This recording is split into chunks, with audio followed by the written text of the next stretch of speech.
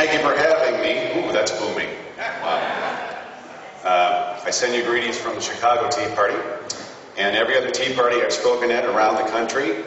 I'm going to share with you some very bad news today, none of it which you will hear anywhere in the mainstream media. And there's a reason for that. For the last 17 years, I have been an independent health insurance broker.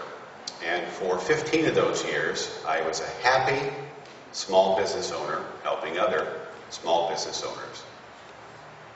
About 2 years back, after Obamacare passed, I became evil. And in fact, you'll find me on Twitter as an evil health insurance broker. Because the greatest liar since the father of the lie, Barack Obama, and I do mean that in the biblical sense, started demonizing health insurance companies so beautifully that the average American started believing everything he said. So I'm going to go over how we got to Obamacare before we actually peel back the rotting onion that is Obamacare.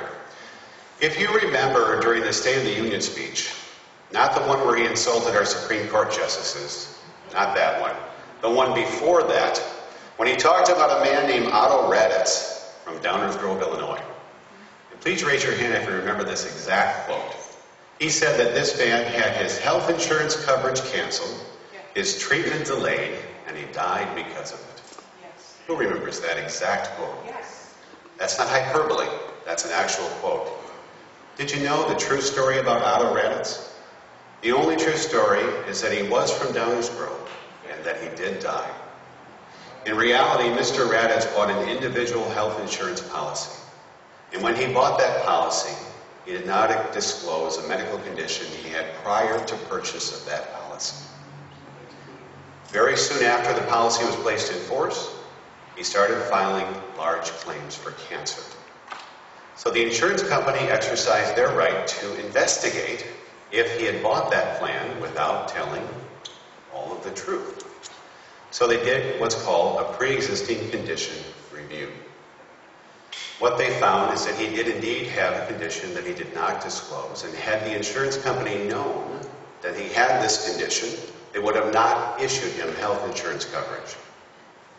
So what happened was they sent him a letter, and the letter said that we are considering rescinding your coverage. Now, when you rescind someone's health insurance coverage, it means that you've done a pre-X review, you found out that they've committed insurance fraud, which is the only time that a health insurance company can drop your coverage when you get sick. If you remember, that was another lie the president told.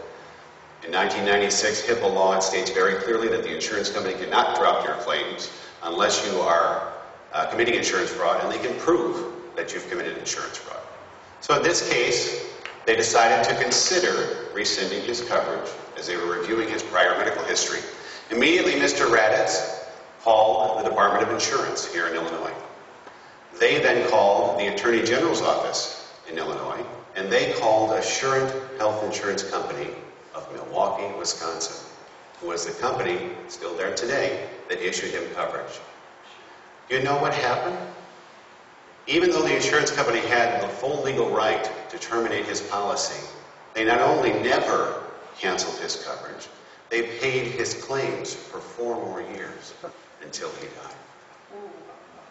That is the truth of what happened to Mr. Otto Raddatz. Why don't you do that? So why don't you? Why don't you hear that? If you don't hear it from the mainstream, You don't hear it. why don't you hear it from somebody that stands up and says it that knows the truth? Why don't you hear it? You don't hear it because until 3 weeks ago, I was not on Fox News.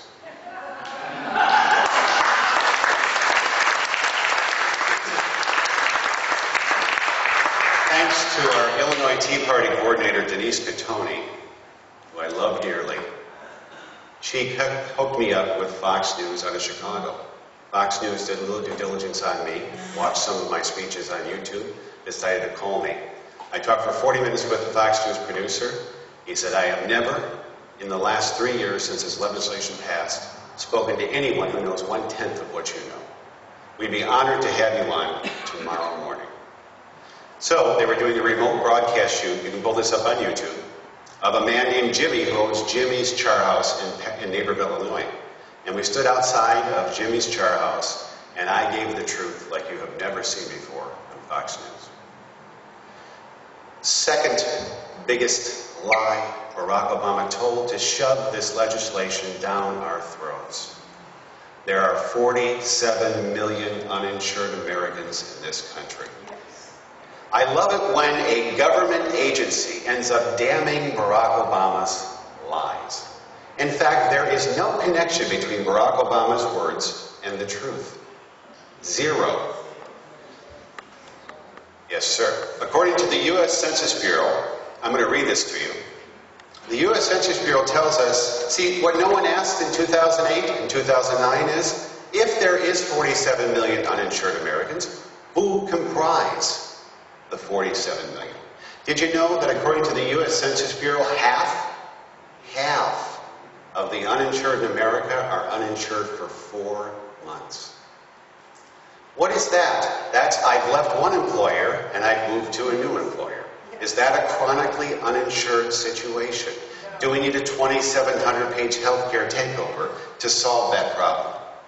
No, we don't. Now we got from 47 million slashed in half, okay? Who comprised the other half? U.S. Census Bureau. According to the Bureau, half of the uninsured are temporarily uninsured for an average of 4 months. 38% of the uninsured can afford to purchase health insurance coverage, but they choose not to do so. 17 million of them make more than $50,000 a year.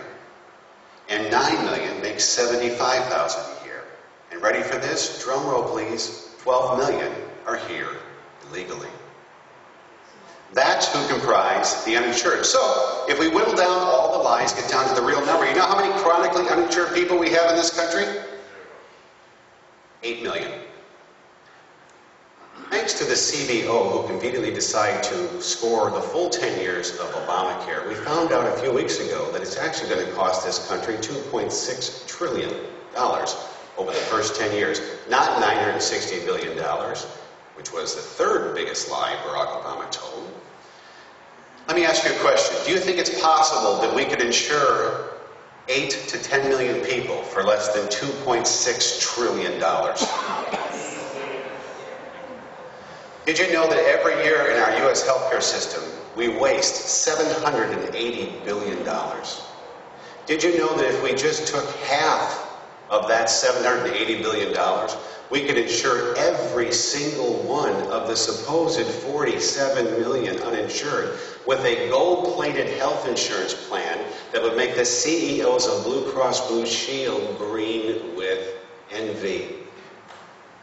So if we can cut waste, and we know there's only 8 to 10 million who are uninsured, and we know we can do it without spending one single dime, what is the rest of the legislation about? It is about one thing only: control.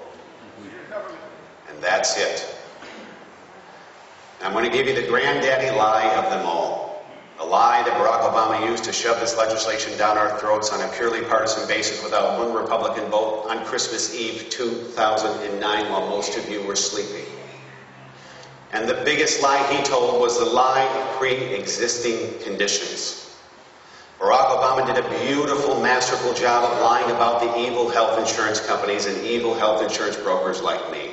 But did you know that the people who are responsible for pre-existing conditions are none other than the U.S. Congress? In 1996, a piece of legislation called HIPAA was passed. Who has heard of HIPAA? When we hear of HIPAA, what is the one thing we think about?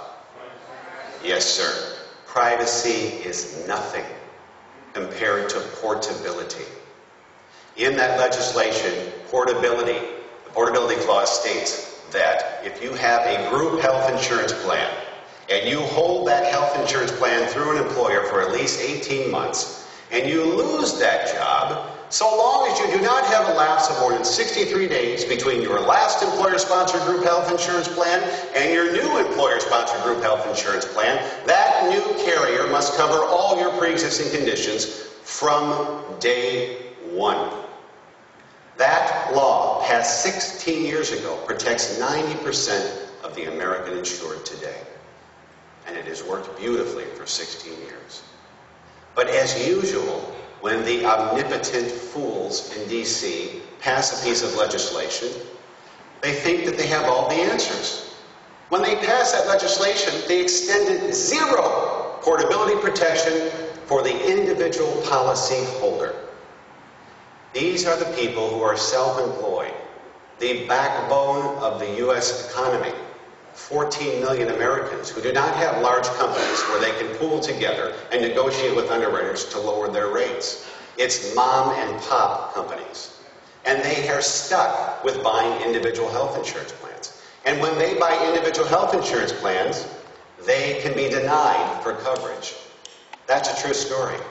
If they're too heavy, if they're on 3 different medications, if they have a family history of heart disease, you can be denied. Whose fault is that? It's the idiots who wrote HIPAA portability law. Do you know how you fix that? You add 1 sentence to existing HIPAA portability law.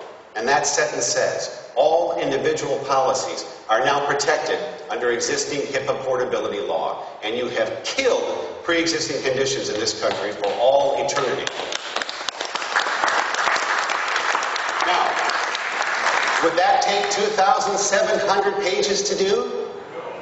It would take 1 sentence, and in fact, the insurance companies are willing to do it. And they sure as hell would rather do that than what is currently passed, where you need no proof of prior coverage, you can wait until you get sick, you can buy your health insurance plan, and rack up all the claims, and then dump your coverage the next day. And wait till you need more treatment, and get back on that policy at the cost of the insurance company.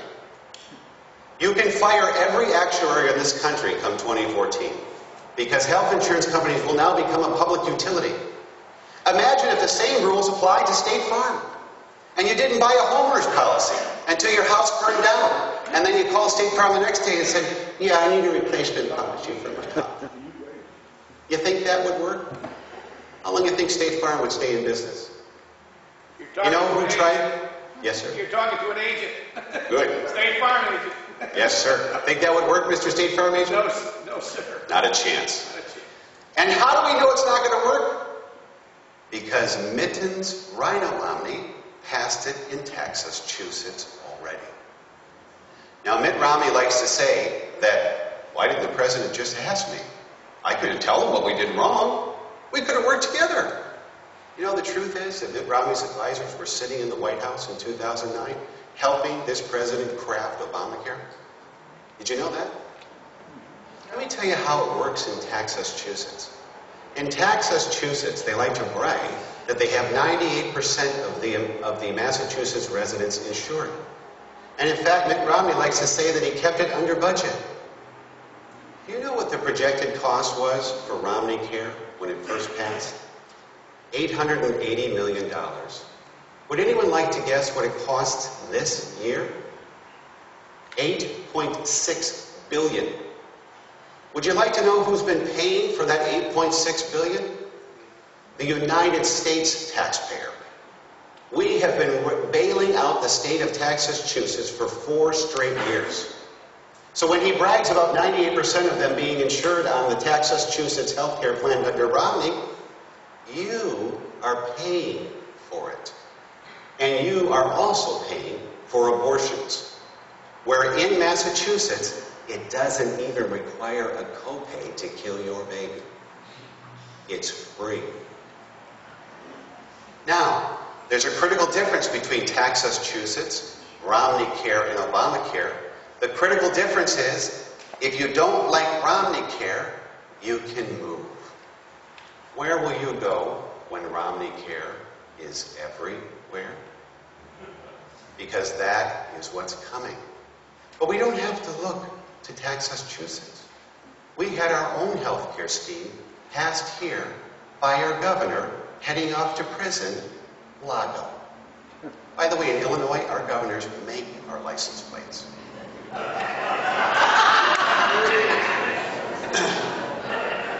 Mr. Blago decided that it would be better and easier for him to get more Democrat votes if he just extended the federal S-chip bill, which was passed under Bush on a bipartisan basis, repassed under Obama and funded with $36 billion more, A bill that provides health insurance for children of the poor. And most people on both sides of the congressional aisle agreed to do that. We've been funding it ever since President Bush. Now, Lago thought, I'm going to get more votes. And here's what I'm going to do. I'm going to extend the federal S-chip bill to 2 more programs. So I can put a big, gigantic magnet sitting right in the city of Chicago and draw in as many illegals as I can and then throw them on our plan. So he extended the program to a program called Family Care, which still exists today, and you are still paying for it. And then he extended the program to a program called Moms and Babies, which still exists today, and you are still paying for because Patty O'Quinn took the convicted criminal's place, who is also a Democrat. And we all know that illegals make beautiful Democrats. So here's what he did. Extended those 2 programs, and nowhere on the application did it require you to be a legal resident of the United States. In fact, Chicago is a sanctuary city, where you can march in the city with your Che Guevara signs, and no one will arrest you whether you're here legally or not. I know, because I bet they'll be at our Tax Day rally again on Monday. So, the Chicago Tribune decided to say, they tried to put 2 and 2 together. Let me see now. Chicago's sanctuary city, we're extending this to not only children, but moms and babies. So if you're 8 months pregnant, you can jump on the state and they'll pay for your baby, no matter how many babies you have. And if you have a father of that child, all he has to do is provide a utility bill that shows he lives with mother. And he gets free health insurance too. So the Tribune said, I wonder how many people are illegal on Blago Care. I mean, it is a sanctuary city. Let's do some investigation. Let's do what the lamestream lapdog media would never dream of doing. So they did their actuarial assessment of Blago Care. Who would like to guess the percentage of those here illegally on Blago Care's program, on the All Kids Covered program? Anybody? Bingo. 75% of the enrollees. Now, when you enroll illegal aliens onto a program that was designed to help those here who are truly indigent and who are here truly legally, you do nothing but disenfranchise the treatment for those who that program was originally entitled to help. And this is exactly what will be happening under Obamacare. We have taken that concept, and Obamacare has now raised the federal poverty level for a person to qualify for Medicaid, 400% above where it is today. Which means that a family of 4 earning $90,000 a year can get on Medicaid courtesy of the few, the proud, the 53%. Those of us who actually pay income taxes. And how many will we put on Medicaid come 2014? 25 million more. It will cost the states beginning in 2014 $68 billion. It will cost Illinois in 2014 $2.5 billion. Where is that money coming from? Patty O'Quinn already raised our taxes 66%.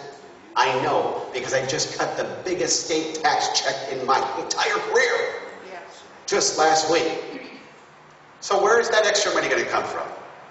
I'll tell you where. The few, the proud, the 53%. It's going to hit us. Because unlike what Barack Obama says, nothing is free. Next big lie, the greatest liar since the father of the lie told, was that in order to pass this legislation, what we're going to do when we pass it is guarantee that the family of 4, their average health insurance premium, will be lowered by $2,500 a year. Please raise your hand if you remember that lie. How do I know it's a lie? Because I'm an evil health insurance broker. And for the last 17 years, my average premium increases for my clients on a bad year has been 8%, 9%, 10%. Right? You did not see these on Fox News until 3 weeks ago. These are my Blue Cross Blue Shield annual rate increases. Okay? I'm going to share from the lowest to the highest. 30.17% renewal in 1 year. 30.17% more. Next one, Blue Cross Blue Shield, 35.63% more. And the grand total, the biggie, drum roll please, 44.78% renewal. Do you think that this employer kept that health insurance plan with a 44.78% increase? No. What happens when you jack up somebody's health insurance premiums almost 50%? They drop the coverage, right? Which is exactly what's going to be beginning in 2014 when the Obamacare exchange is open, when the employers are heavily incentivized to kick their employees off their plans, exactly like they did in Massachusetts. But it's worse than that. It's not just the high health insurance premiums. Oh, by the way,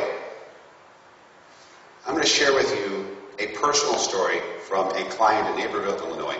I shared this story on Fox News. This is what happens when a health insurance company goes out of business. Two of the most onerous parts of Obamacare. I'll give you the first one, is the medical loss ratios. Medical loss ratios state that if you are a health insurance company and you underrate more than 50 people, you must reduce not your profit margin, you must reduce your operating margin down from where it sits normally before Obamacare at a 70-30, down to 85-15. So what does that mean? That means that total operating costs, total overhead, benefits to employees, benefits off to shareholders, mutual fund portfolio accrued interest, all the things that they need to do to remain a health insurance company now must be cut in half. You know when that passed? 9/23/2010, 6 months after the legislation passed. You know how much time you had to become compliant as a health insurance company? Until January 1st, 2011. So guess what happened when that happened? We rapidly lost 20 health insurance companies, and the tally is still growing. Guess what happens to the policyholder when they lose their health insurance?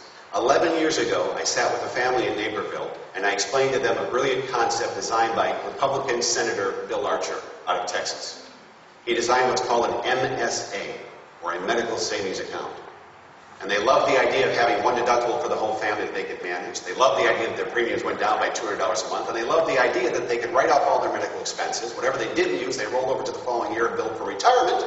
Right? They loved that. So they bought a $5,000 deductible plan with 100% coverage afterward. Everything went fine for 10 years. They invested on a tax-deferred basis. 11 years fast forward, they had almost $60,000 in tax-deferred money that would have went to the insurance company's coffers. It is now theirs. Everything's great.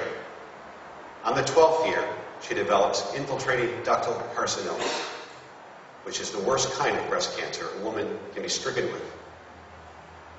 Right after she did, she started seeing her oncologist. She started getting her radiation therapy, chemotherapy. All of the treatment began. And she knew, because she did everything right for 11 years, she had $60,000 in tax-deferred funds, and her only risk to her entire family was $5,000 a year, because that's where we set it up 10 years ago. Her company went out of business because of Obamacare. And they sent her this letter. This is a local company in Glenview, Illinois, Guaranteed Trust Life Insurance Company. They sent this letter out to her. I'm going to read it to you. The purpose of this letter is to provide you with important information regarding your major medical coverage with Guaranteed Trust Life Insurance Company. The letter is intended to provide notice of an action we will be taking that will result in the termination of all major medical plans in your state.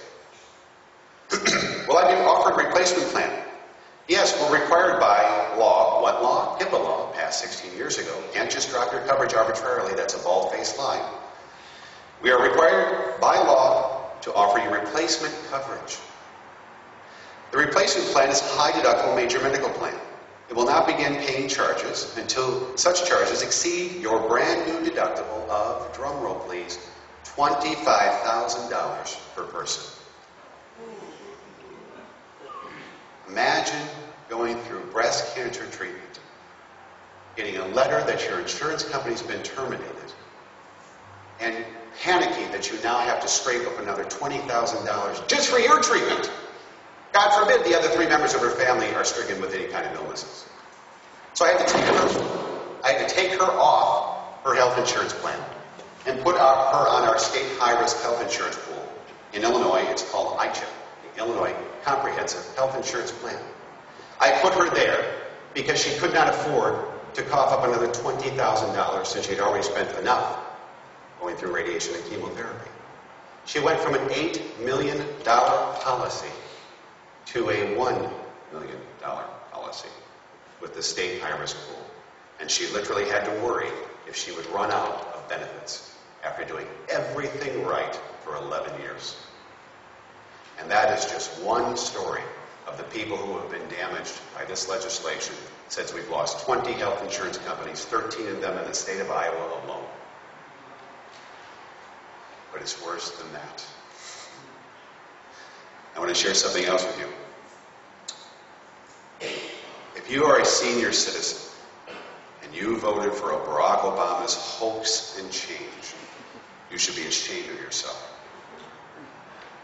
The GOP, who is terrible at messaging and even worse at counter-messaging, loves to throw around the number that Obamacare took $560 billion from Medicare. Who remembers that one that's repeated by Hannity, Ted Baxter, which I call Bill O'Reilly, everybody else? The same talking points, right? I would like you to eliminate the $560 number, and I would like you to replace it with $4.95 trillion. Because according to the chief Medicare actuary, Mr. Richard Foster, did I just say a right-wing blogger? No. Medicare actuary. You can go no higher for assessments on what will happen in this legislation. In his assessment of Obamacare, which you will find in the article, How Obamacare Guts, not Cuts, Guts with a G, Medicare. In his legislation, his assessment of this legislation, you'll find that Obamacare will cut $4.95 trillion from Medicare over the first 20 years alone. Worse than that, it will reduce the reimbursement ratio that the federal government pays to doctors who take Medicare to less than what it pays now for Medicaid. If you are a physician, or you know a physician in this state, this woman has her head in her hands because she probably knows that doctors who operate in Illinois, don't get paid by Medicaid. They haven't been paid for up to 2 years because the reimbursement ratio is so low. Remember, it will cut the reimbursement ratio the government pays for Medicare to less than Medicaid. In 2005, a study was completed by the American Academy of Cardiology. And in that study, they found out that people who have surgery, like heart surgery, on Medicaid are 50% more likely to die after that Medicaid surgery than they are if they hold private health insurance. Why? Because the doctors aren't getting paid. And they get little to no follow-up care. Why? Because the doctors aren't getting paid. So as soon as that study came out, all the officials, our omnipotent statists who reside in Washington, D.C. said we can't let that happen. This is our Medicaid program. We got to get more big government on top of that and fix it. Fast forward to 2009. University of Virginia does a follow-up study. In 2009, their study revealed that you are now 97% more likely to die after surgery if you are on Medicaid than you are if you have private health insurance. Remember when I just said a few minutes ago that Obamacare will add 25 million people onto Medicaid? Can you say death panel? Because Sarah Palin could, and she was crucified for saying that. You throw 25 million people onto our Medicaid rolls, and you reduce the reimbursement ratio the government pays for people who have Medicare to less than what it currently pays for Medicaid, what will happen to our nation's seniors? You think there's going to be any rationing of care? You think there might be an agency called IPAD that's being established right now that will make those decisions for you? Oh, do you know about IPAD? IPAD is an acronym that stands for the Independent Payment Advisory Board. This is an organization established by Kathleen Sebelius through the Obamacare legislation with members appointed by the President, 15 of them. And those 15 people are given power beyond any other federal agency in American history. They're going to be commissioned to cut $500 billion from Medicare over the next 10 years. And unlike MedPAC, which was the Medicare Advisory Board before IPAP was established, the existing Medicare Advisory Board had to give their recommendations to Congress, and then Congress had to consider them and decide if they were too draconian or not, and then pass them or not. IPAP makes it so much easier because it skips Congress. IPAP makes its decisions the way it wants to make its decisions. And the only way Congress can overturn the decision of those 15 bureaucrats sitting in Washington, D.C. is to get a super majority. Do you know how impossible it is to get a super majority on anything in Congress? Which is precisely why they put that in the legislation. And if they choose not to make their recommendations on cutting Medicare, guess who the default person is to make that decision arbitrarily, all by her statist self? Kathleen Supercilious. She gets to make the decision all by herself.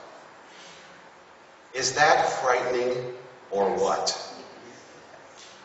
So, the next time you hear somebody crucifying Sarah Palin, understand that there are specific reasons why she said those things. Because she, like I, read the damned legislation, unlike anybody in Congress before it was passed. Even Edith the Dingbat Pelosi herself, who said you have to pass the legislation to find out what's in it. Doesn't she remind you of Edith the Dingbat Pelosi from Archie Bunker? Archie, we have to pass it, we have to find out.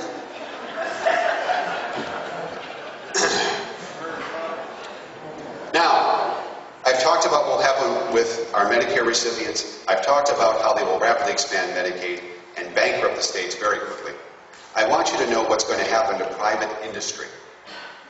You will not find this anywhere else but at truthaboutobamacare.com, because I hosted it as soon as I saw it. It was scrubbed from the internet. It was a study done by Lloyd's of London, and they decided to find out how many companies starting 2013 are going to be hurt by this legislation because they can no longer deduct the prescription drugs for their retirees under Medicare. What's that going to do? And do you remember right after the legislation passed, when a local company right down here, Caterpillar, was commissioned by Nostradamus, that's what I call Henry Waxman, and Nostradamus called them to Congress and said, you're saying, Caterpillar, that this is going to cost you $970 million. Prove it, because we don't believe it. You know what Caterpillar did and Ingersoll Rand and AT&T and Verizon Wireless? They sent all their documents to Nostradamus. Nostradamus reviewed them. You know what happened to that congressional interrogatory? It disappeared. Because Nostradamus realized they were right. Well, it wasn't just Caterpillar. It wasn't just Ingersoll Rand. It was also 80 other companies, okay, who, according to Lloyd's of London, starting in 2013, companies that provide prescription drug benefits for retirees under Medicare can no longer deduct this subsidy from their taxes due to the federal health care overhaul signed into law March 23rd. Now, let's say you're retired and you have a retirement portfolio. You're not even working anymore. You're hoping that that pension or retirement portfolio is going to keep you going until you leave this earth and go to a much better place. So you're not working. I don't want you to raise your hand. Just think, might I have one of these companies in my retirement portfolio? Walgreens. They're going to take a $44 million hit starting January 1st, 2013. Who else? Pfizer, Bob Dole's favorite company. $270 million they're going to take in losses starting January 1st, 2013. These are just the small ones. Norfolk Southern, $27 million. Ecolab, $5 million. Caterpillar, $90 million. Pepsi Company, $40 million. Boeing, $150 million. MetLife, $75 million. PPG Glass, $85 million. United States Steel, $27 million. Verizon Wireless, $970 million. John Deere, $129.5 million. Lockheed Martin, $96 million. Ingersoll Rand, $41 million. Honeywell Corporation, $13 million. AK Steel, $31 million. Exelon, $65 million. And the granddaddy of them all, AT&T, drumroll please, $1 billion. Do you think it's possible that they might raise the prices for the products they offer? Do you think it's possible they may lay some people off? adding to the already massively historically high unemployment rates this country is facing under Barack Obama? Before you even think of the answer to that question, I want you to know the numbers I just read you are first quarter losses only. I want you to multiply those by 4. This is what's happening to private industry on top of our senior citizens. That's exactly right. I'm going to leave you with 2 more things before I close. Why is health insurance so expensive? Remember the president said we need Obamacare to reduce the premium for a family of 4 by $2,500, which of course he lied. Why is it so expensive? Is it because the health insurance companies are so evil and they just like to rake in all the profits, as our Occupy people like to tell us? It's not the case. In 1979, there were a total of 279 mandates in this country placed on health insurance companies nationwide. Most of those mandates said if you sell in this state, you must cover cancer. Okay, that sounds right. We'll do that, right? Anyone like to guess how many we have now post-Obamacare? 2,100 mandates. Now, that sounds like a lot. I brought them with me. Here they all are. These are the mandates placed on every health insurance company since 1979. Now you think to yourself, well, if they're mandated, it must be stuff that should be covered by a health insurance company. Oh no. Hair prosthetics. Why are we paying for Biden's hair plugs? In vitro fertilization. Infertility. Did you know that your health insurance premiums have skyrocketed in the last few years because the state legislators here in Illinois said you got to cover infertility? Why is that medically necessary? I don't have the proper plumbing below my navel to have a child. Why am I paying for infertility? I'm forced to by the Democrat legislation in this state. Health club memberships. Why is that a mandated expense? Oh, I'm not done.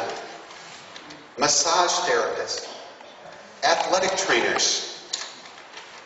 What else?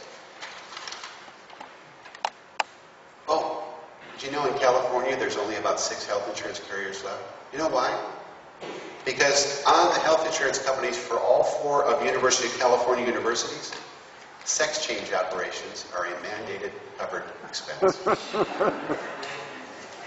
So in other words, you're paying higher health insurance premiums in the state of California to turn your Audi to an innie, and I don't mean your belly button.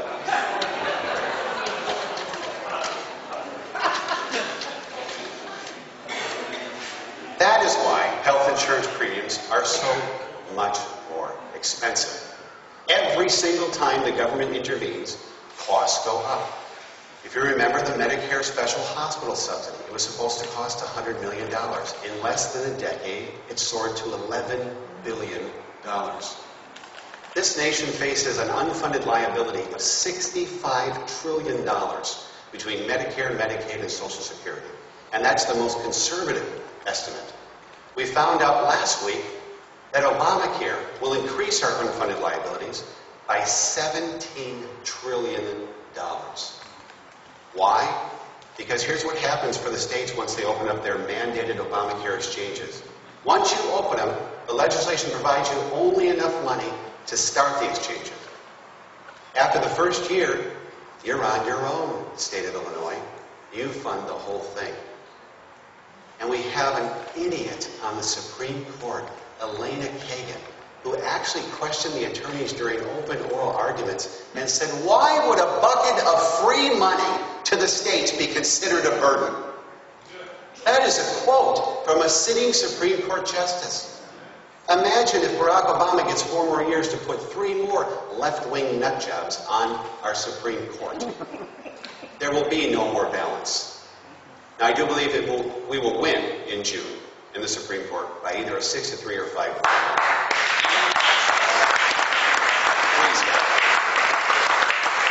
I was in D.C. November 1st to visit my friend Joe in his office for the first time. And I got a little reminder on my cell phone, my little smartphone, and it said, don't forget to see David Rivkin at the Heritage Institute at 12 o'clock. Is Obamacare constitutional? Please pull that up and watch what he did on that day at Heritage. So normally it was set for me to watch the video and I would just stream it. But I was at the Dirksen Federal Building. I go, I wonder how far the Heritage Institute is from Dirksen Federal Building. 0.3 miles. So I GPS and walked myself over there, sat in the front row, and met my hero, David Rivkin. David Rivkin is the lead attorney for the 26 states who are pushing back and who won the historic decision in Florida by Judge Vinson that struck down not just the individual mandate, but the entire legislation. Why did Judge Vinson do that? Because he's not a left-wing nutjob, and he actually knows law.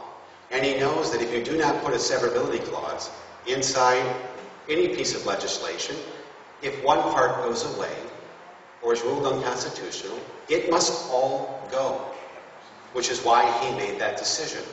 The Supreme Court justices must make the same decision. They cannot legislate from the bench. There is nothing in the United States Constitution that states that the government has the power to compel commerce, not regulate commerce, compel commerce.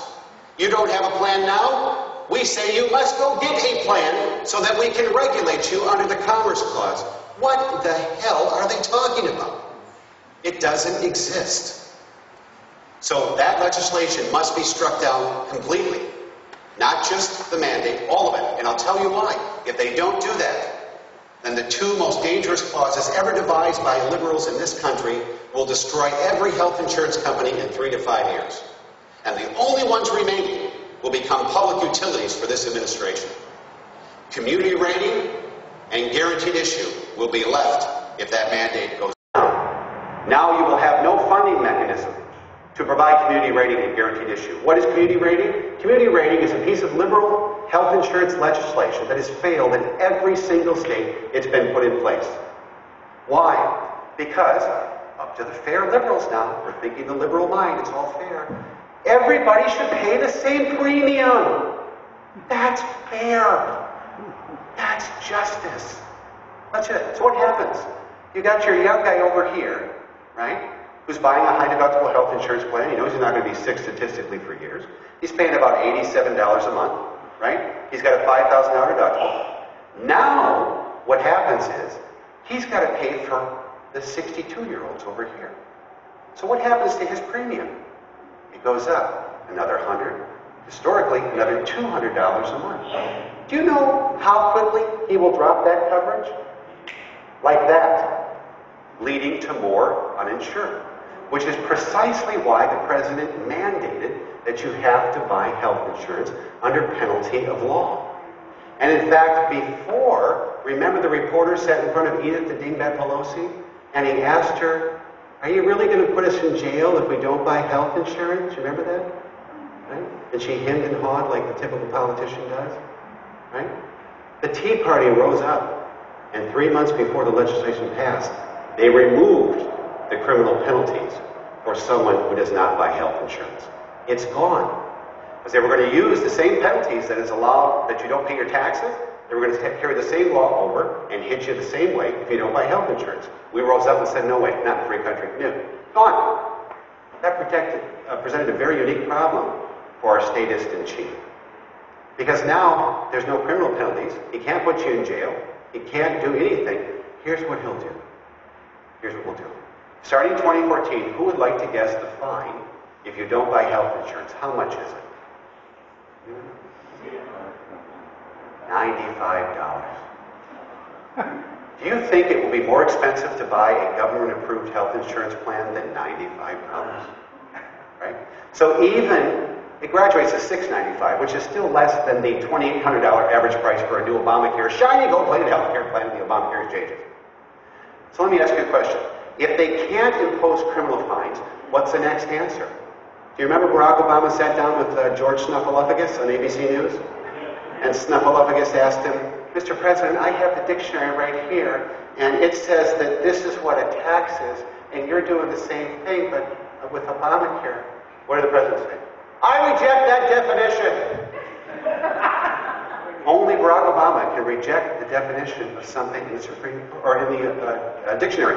But now, right now, in the Supreme Court, just a few weeks ago, his ambulance chasers are arguing that it is a tax. Because they want to use the Commerce Clause and twist it to their favor.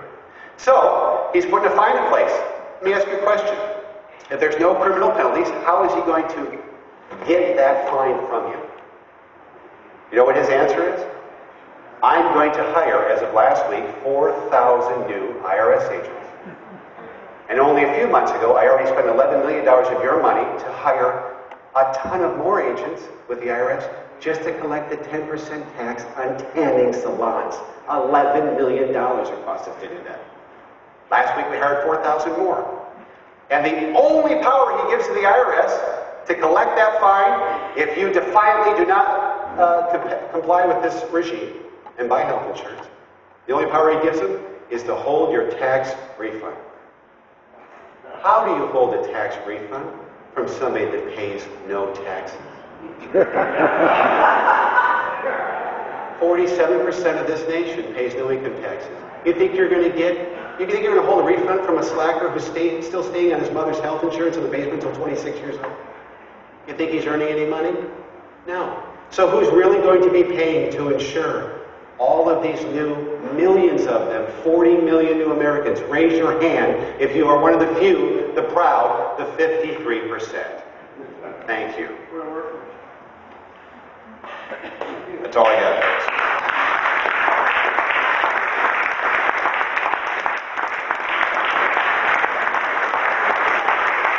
We're going to do questions? Yes.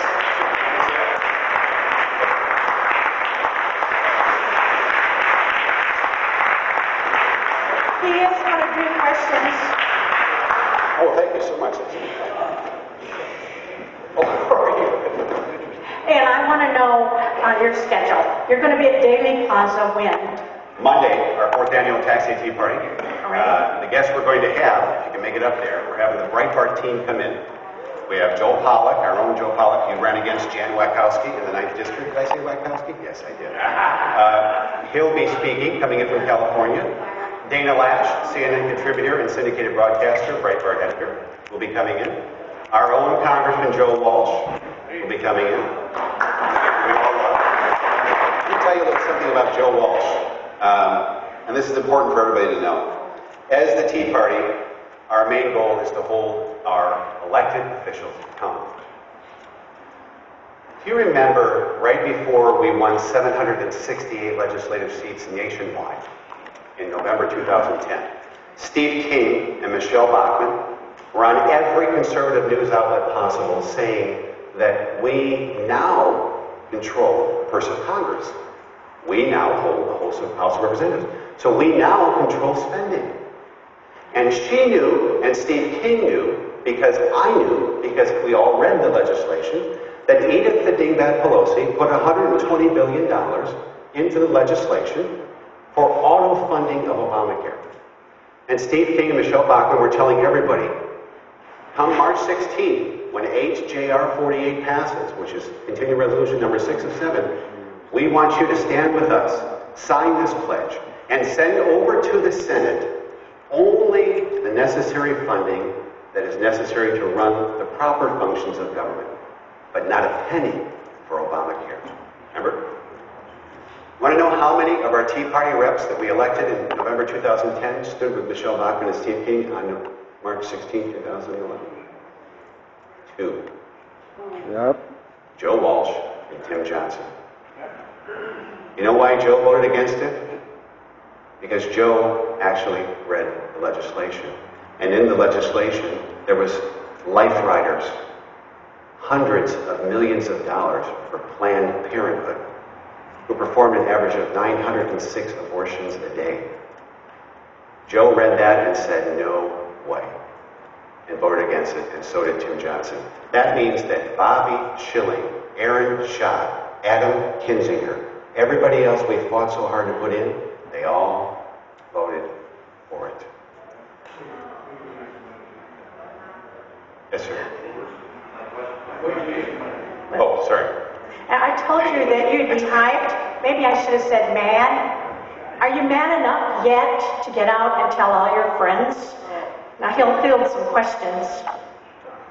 My question is, okay, let's say the Supreme Court, our Supreme Court, votes down Obamacare. Right. Obama says, well, you guys are just the Supreme Court. I am the supreme leader. I'm going to ignore you. I don't think the Republicans the Democrats won't impeach regime, and I don't believe the Republicans have the guts to come forward with anything. You're correct. So, what if he just decides that I'm not going to go along with with what they consider to be the law and decide to change it? Well, considering he has no regard at all for the U.S. Constitution, considering he likes to put in his own appointees for left-wing nut jobs without any sort of congressional approval, lie to the American people and say the Senate was out of session, violating the advice and consent clause of the U.S. Constitution, I'd say the chances are pretty good that he'll do whatever he wants to do. Which is why it is crucial that we not only vote in November, but that we also engage in educating the electorate and getting them to the polls. The Democrats will pick them up in buses and drive them to the polls. They will make sure that dead people vote each and every year. So it is our job to engage the electorate, let them know how bad this legislation is. You will probably retain 1/10 of everything I just said today, which is why for 3 years I've been building a blog exposing everything this tyrannical administration has done with Obamacare. You'll find everything at truthaboutobamacare.com. It's updated every time something new happens that we didn't know. Truthaboutobamacare.com. Easy to remember, difficult to type. Any questions? Why is Obamacare gone? Because it's... Oh, why don't we oust Obama out? Let me just give you an example. It is all true. The problem is he's a sitting president. In order for you to get rid of him, you would have to have a special prosecutor, like we did with Slick Willie Clinton. You saw how successful that was. It's very, very difficult, if not impossible, to remove a president. Very difficult. So the best way to do it is to do it through the electoral process, get to the polls and vote him out. Gallup did a poll 2 months ago? About 2 months ago. You know, right before Barack Obama decided to insult the Catholic Church by mandating that everybody pays for abortion. Remember that? Yeah. Do you remember when Michelle Bachmann, during the congressional debates, when she was still running, said that Obamacare covers abortion, and they crucified her on CNN? CNN came out the next day and said, Michelle Bachmann is crazy. There's no coverage for abortions in Obamacare. In fact, she says the morning after birth control pill is covered. It isn't. That's a lie. RU 486 is not in the legislation. That was the truth. You know what is in the legislation? Ella and Plan B. 2 morning after abortion pills. Which right now, you have to pay for. $1 of every health insurance premium you pay now is going to fund abortions. Did you know that? Do you remember when he told Stupid Stupak that I'll do an executive order? You blue dog Democrats, you idiots. Listen to me. I'll make sure there's no abortion covered. Yes, it is. It's already happening. And you're paying for it, whether you like it or not. Yeah. And you know what Mr. Obama's answer was when the Catholic Church sent 400 representatives from 400 different Catholic organizations? You know what his answer was? You have 1 year to comply. You have 1 year to change your fundamental beliefs, agree to violating the First Amendment of the United States Constitution, and comply with this regime. That was the only answer. That's it. Who had the other question? In your opinion, how likely? Let's get a microphone over here. We can't hear that. I can't hear you. In your opinion, how likely is the court to overturn this law, either the entire law or the individual mandate? Probably the entire legislation, probably 5 to 4. That's my guess. If we're lucky, it'll be 6 to 3, and the 3 left-wing loons, the females, that will vote for it. You know who they are? Ruth Trader Ginsburg. That's right, I said Trader. Elena Kagan and Sotomayor. The other 6, I even think that even our Kennedy, if you look at Kennedy's decisions in the past, he always protects states' rights. Almost always. So I think we're good with him. I think we're good with the other justices. My only worry is those 3 nut jobs, but we outnumber them. But we won't if Barack Obama wins. Imagine who we'll put on there. Yes, sir. I just have a question about the HIPAA Act of '96 and that statement. So what you're saying is that the law, the way it is now, is not a good thing, right? You mean the law prior to Obamacare? No, yeah, the HIPAA law of '96. It's a great thing. It is a 96 has worked, the HIPAA law, portability law passed in 1996, has worked beautifully for 16 years. It's protecting 90% of the American insured against pre-existing conditions. It's a beautiful law. It should be extended to individual policyholders, and we end pre-existing conditions forever. Obamacare did not do that. Obamacare just basically states that you can wait until you're sick, buy a plan, right? Have the plan paid for, dump the plan, buy it later when you're sick again. That's not insurance, that's a public utility. Yes, sir. I have a question about the Tea Parties, Mr. Tucker. Where are we at this time, being revved up, being motivated, being ready to go with this versus 2010 versus 2012? Where are we at? Why aren't we pumped up, and why aren't we going, and where are we headed in the Tea Party from here on in until the election? The Tea Party is not doing rallies anymore. We do them on tax day. We used to do them all the time. Remember, we'd get your Gadsden flags and your American flags. You'd be out there. We're not doing that anymore. You know what we're doing? We're doing what Barack Obama did in 2008. We're organizing. Okay? We're doing things behind the scenes. He thinks he's got us diminished. He doesn't. Barack Obama has no idea what's coming in November 2010. Gallup did a poll that showed him losing by massive numbers because of the Electoral College votes he's lost. So, do I mean that that means we should sit around and just let things happen and everything's going to be fine? Absolutely not. Absolutely not. What I am saying is that when you tell the Catholic Church that you must cover abortion, you must comply within 1 year, and when the Pope is passing down to 400 Catholic bishop organizations to say right from the pew on Sunday morning that we will not comply with this administration's abortion mandate, the Catholic Church and Catholics are a gigantic portion of the American electorate. Gigantic portion. And as well, so that's before he did that. And it's also before our active duty and retired military were informed by the president that their TRICARE premiums, because they'll be forced into Obamacare, will be increased between 97% and 345% higher. So the veterans who are quiet and they fought for this country and they saved us, the greatest generation, who just basically, some of them aren't Tea Party patriots, but they love this country. Let me tell you something. They're engaged.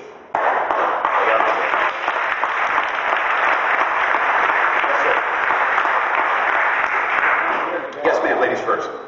You've raised some valid concerns about Romney. Yes. And assuming it's going to be Obama versus Romney, Yeah. I wonder how you would answer the complaint of a lot of conservatives that I hear who say there is no difference between the two, why should I vote?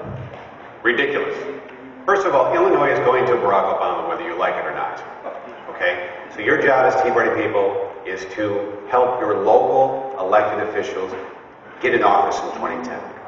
I mean, that's what I'm doing. I'm focusing on locally. I know that this state is going to go to Barack Obama. I know that already.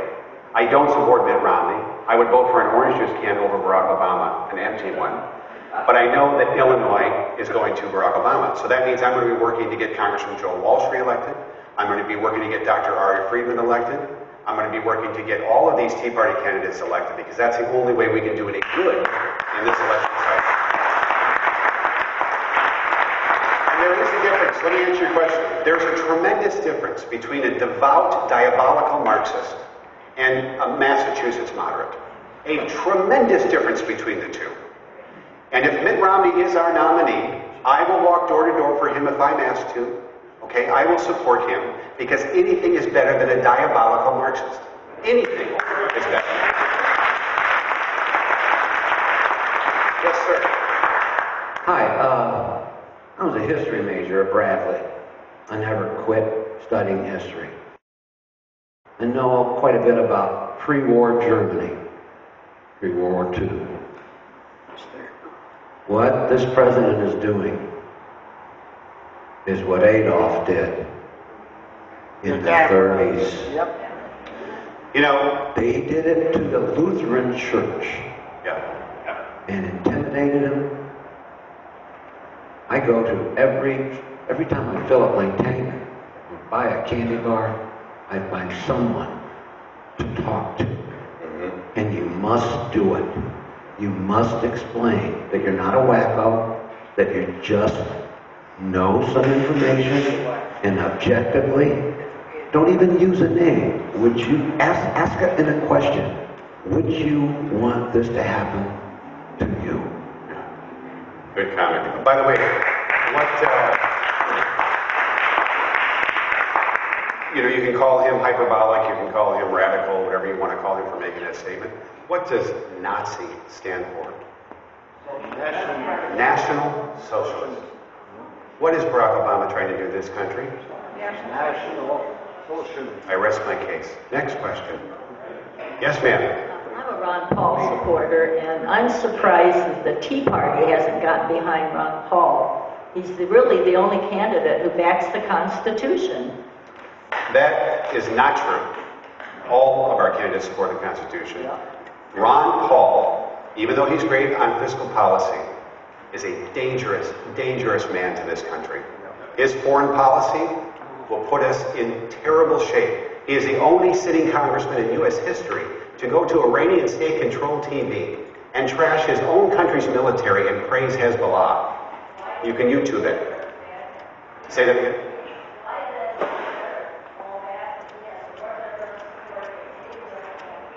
That's true, but not all veterans support Ron Paul. There's a lot of veterans in this room who do not support Ron Paul. Why no more of them? Because I can tell you that every military service person in this country would have commissioned our officers to save the Jews from Auschwitz, and Ron Paul said he would not do it. I cannot support a man, I don't care how good he is on fiscal policy. Ron Paul said, let Israel do what she wants to do. We have interfered with Israel for many years. In fact, if Israel tells us that she's going to attack Iran, our government will tell Iran. Israel is the only vestige of liberty in the entire Middle East. They are surrounded by nut jobs all the way around them who wake up every morning deciding how to kill Israel and America. Exactly. They need our support. It is a pact we made with them decades ago. We will not turn our back on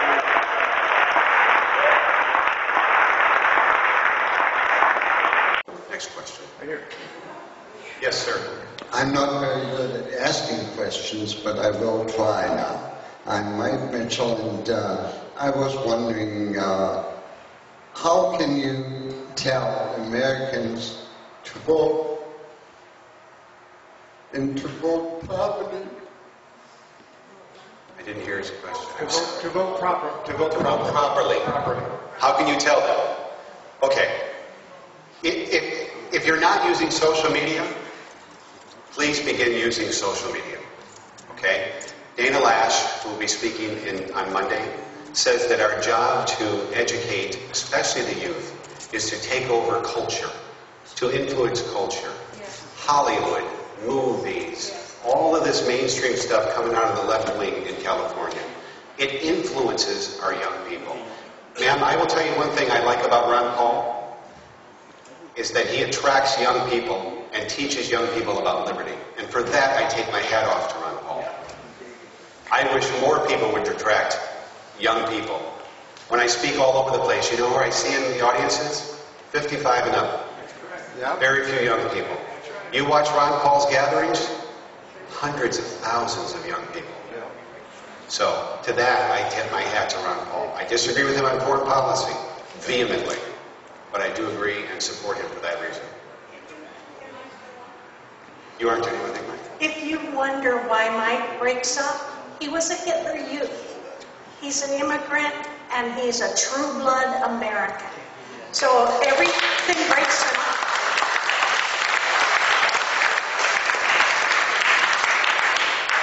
Any others? Yes, sir, in the back.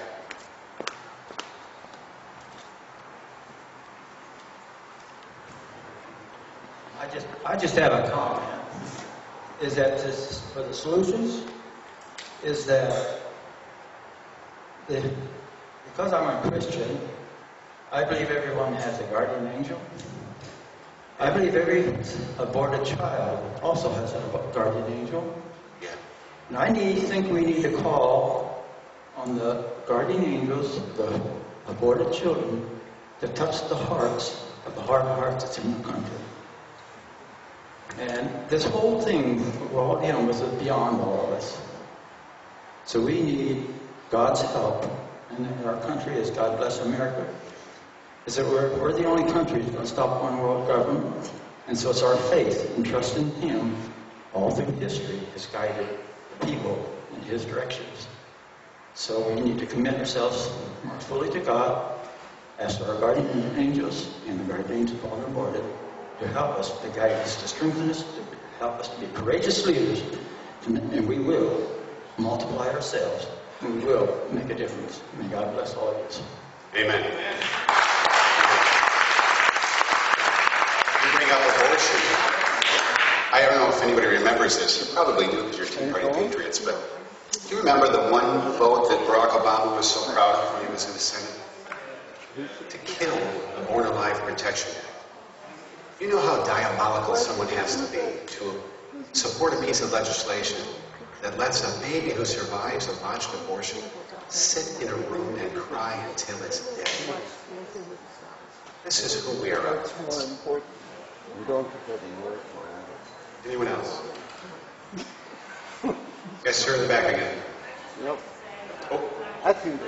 She's strangling Jenny. My husband and I are with Christians United for Israel, and it's not about interfering with Israel, it's about supporting Israel. Amen. God blesses those that bless Israel and curses those that curse them. Amen. They have been attacked by Hamas, Hezbollah, and they will be continued to be attacked. And we need to support them as a sovereign nation, because they are the only sovereign nation in the Middle East. Amen. Amen, sister. Yes, sir. I too am a John Hagee supporter, Christians United for Israel. I'm a Salt Covenant partner with him. But I too am a Ron Paul supporter. That's an interesting dichotomy. Well, I believe in God first, and I do believe in taking care of Israel. So I guess my question is, we talk about monetary policy, and Ron Paul has the best monetary policy. But it is our monetary policy that's going to hurt us, and not another country. So I guess my question to you would be, are there any other countries that are truly a threat to the United States when there are 12 aircraft carriers in the world, and the United States has 11 of them? How'd they work on 9/11? Huh? How did those work on 9/11? Yep. That's the answer, sir. Well, okay. That's the answer to your question. All right. Next question. That's it? Thank you all.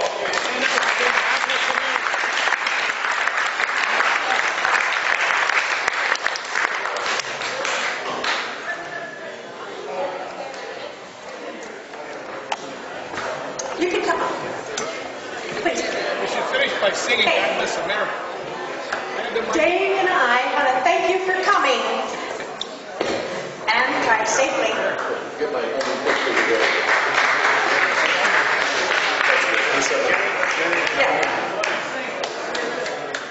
Jenny. I think they cut me off.